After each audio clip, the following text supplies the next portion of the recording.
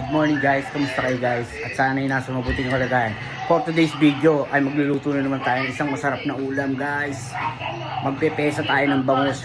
Yung bangus gagawin natin pesa. Kaya guys, tara samahan niyo na ako. Tara. So yun nga guys, piniprito na natin yung bangus bago natin sasabawan. Kaya para hindi siya maduro guys. Pag piniprito, tumatalsik kaya medyo malayo ako. Tapos na yung ating prito. Yan guys. Ngayon papakulo na tayo ng pasabaw sa ating pesa.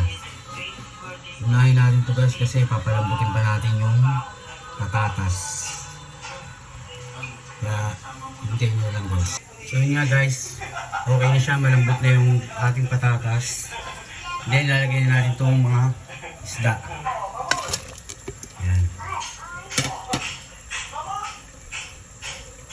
Ayan guys, ilagay ko na guys.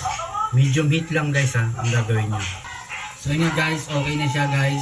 Ilalagay na natin ngayon yung gulay. Pechay. Ayan guys, maraming pechay.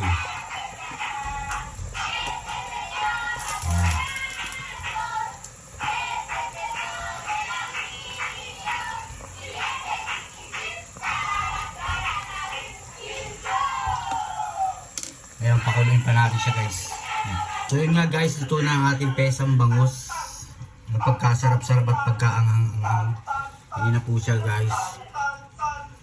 Salamat guys sa panonood ng aking video. See you next video. Bye!